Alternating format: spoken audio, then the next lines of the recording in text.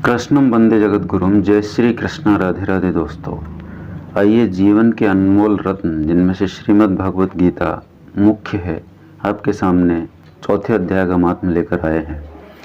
आप कदापि ये नहीं समझे कि मैं आपको मृत्यु से डरा रहा हूँ या अंधविश्वास में डाल रहा हूँ। नहीं, यह महापुरुषों का, बहुत सारे ऋषि मुनियों का अनुभव है कि यदि हम अपने जीवन काल में 24 घंटे में से थोड़ा समय भगवान के लिए भी निकालें तो निश्चित रूप से हमारा जीवन सफल हो जाता है और सार्थक चीज़ें उसमें हम काम में लें।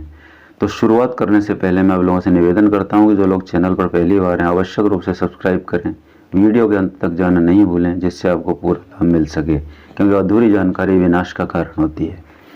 तो आइए शुरुआत करते हैं। श्री भगवान कहते हैं, प्रिय, अब मैं चौथे अध्याय का महात्म्य बतलाता हूँ, सुनो। भागीरथी के तट पर वाराणसी बनारस नाम की एक पुरी है, जहाँ विश्वनाथ जी के मंदिर में भरत नाम के एक योगनिष्ठ महात्मा रहते थे, जो प्रतिदिन आत्मचिंतन में तत्पर हो आदरपूर्वक गीता के चतुर्थ अध्याय का पाठ किया करते थे। उसके अभ्यास से उनका अंतःकरण निर्मल हो गया था। वे शीत उष्ण आदि द्वंद्वों से कभी व्यथित नहीं होते थे।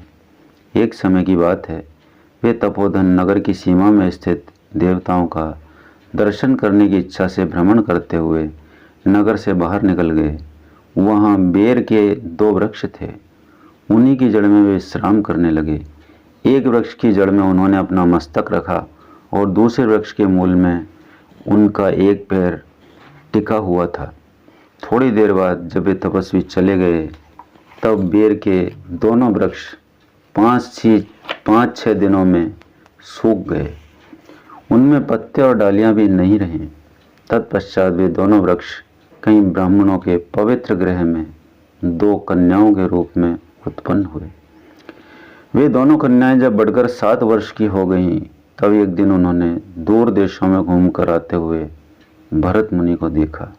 उन्हें देखते ही वे दोनों उनके चरणों में पड़ गईं और मीठी वाणी में बोली, मुने, आपकी ही कृपा से हम दोनों का उद्धार हुआ है। हमने बेर की योनि त्याग कर मानव शरीर प्राप्त किया है। उनके इस प्रकार कहने पर मुनि को बड़ा आश्चर्य हुआ, विस्मय हुआ।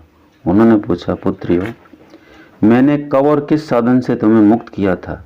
साथ ही यह भी बताओ कि तुम्हारे बेर के वृक्ष होने में क्या कारण था, क्योंकि इस विषय में मुझे कुछ भी ज्ञात नहीं है। तब वे कन्याएं पहले उन्हें अपने बेर हो जाने का कारण बतलाती हुई बोली, मुने, गोदावरी नदी के तट पर छिन्न पाप नाम का एक उत्तम तीर्थ है, जो मनुष्यों को पुण्य प्रदान करने वाला है। वह पावनता की चरम सीमा पर पहुंचा हुआ है।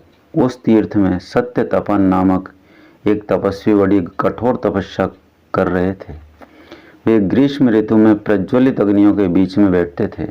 वर्षा काल में जल की धाराओं में उनके मस्तक के बाल सदा भीगे ही रहते थे तथा जाड़े के समय जल में निवास करने के कारण उनके शरीर में हमेशा रोंगटे खड़े रहते थे।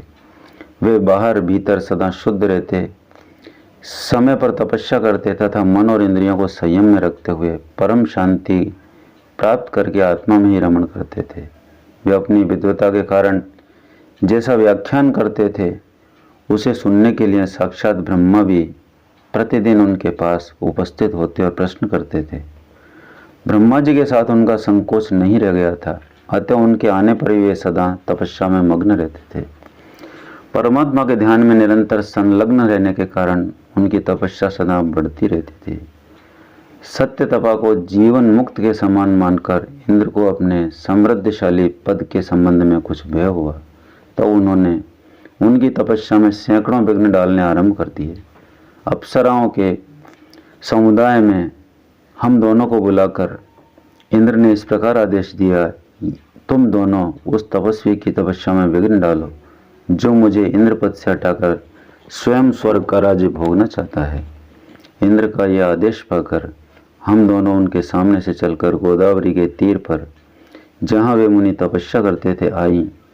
वहाँ मंद एवं गंभीर स्वर से बजते हुए मृदंग तथा मधुर वेणुनाद के साथ हम दोनों ने अन्य अप्सराओं सहित मधुर स्वर में गाना आरंभ किया। इतना ही नहीं, उन योगी महात्मा को वश में करने के लिए हम लोग स्वर, ताल और लय के साथ भी नृत्य करने लगे। बीच बीच में जरा जरा सी अंचल खिसकने पर उन्हें हमारी छाती भी दिख जाती थी। हम दोनों की उन्मत्त गति का काम भाव का उद्दीपन करने वाली थी, किंतु उसने उन निर्विकार चित्त वाले महात्मा के मन में क्रोध का संचार कर दिया। तो उन्होंने हाथ से जल छोड़कर हमें क्रोध पूर्वक शाप दिया, अरे तुम दोनों गंगा के तट पर वीर के वृक्ष हो जाओ। यह सुनकर हम लोगों ने बड़ी विनय के साथ कहा, महात्मन हम दोनों पराधीन थीं, अतः हमारे द्वारा जो दुष्कर्म बन गया है उसे आप क्षमा करें। यूँ कहकर हमने मुनि को प्रसन्न कर लिया। तब उन पवित्र चित्त वाले मुनि ने हमारे शापोद्धार की अवधि निश्चित करते हुए कहा, भरत मुनि के आने तक ही तुम पर यह शाप लागू होगा। उसके बाद तुम लोगों का मर्त्यलोक में जन्म होगा और पूर्व जन्म की स्मृति बनी रहेगी। मुने, जिस समय हम दोनों वीर के वृक्ष के रूप में खड़ी थीं, उस समय आपने हमारे समीप आकर गीता के 4थे अध्याय का जप करते हुए हमारा उद्धार किया था, अतः हम आपको प्रणाम करती हैं। आपने केवल शाप से ही नहीं, इस भयानक संसार से भी गीता के 4th अध्याय के पाठ द्वारा हमें मुक्त कर दिया। श्री भगवान कहते हैं, उन दोनों के इस प्रकार कहने पर मुनि बहुत ही प्रसन्न हुए और उनसे पूजित हो विदा लेकर जैसे आए थे वैसे ही चले गए, तथा वे कन्याएं भी बड़े आदर के साथ प्रतिदिन गीता के 4th अध्याय का पाठ करने लगी, जिससे उनका उद्धार हो गया। बोलो वासुदेव भगवान की जय।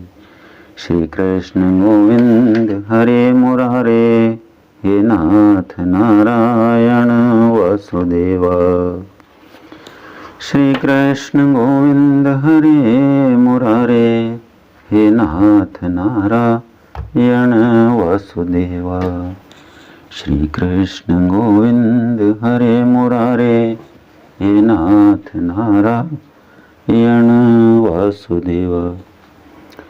मित्रों, दोस्तों, माताओं, बहनों, बुजुर्गों, भाइयों, धर्म प्रेमियों, सुनने वाला प्रत्येक इंसान, एक ही निवेदन करता हूँ कि जीवन यात्रा को बेकार नहीं जाने दें। कहीं न कहीं परमात्मा का चिंतन आवश्यक रूप से करें, अन्य आडंबरों से बचें। इसी संदर्भ में आप लोगों तक ये प्रेषित किया गया है। निश्चित रूप से इसका पुण्य फल मिलता है। कहीं पुण्य फल मिलता है तो इस पुण्य फल को मैं उन सभी जीवात्माओं को अर्पित करता हूँ जो मेरे से कामना रखती हैं, इच्छा रखती हैं। विशेष रूप से उस गौ रूपी पुण्यात्मा को जो मेरे जीवन में छोटे से रूप में आई और बहुत ही अल्प समय में मेरा साथ छोड़कर हमेशा के लिए चली गई। नमस्कार, धन्यवाद। अगले वीडियो में फिर मिलते हैं।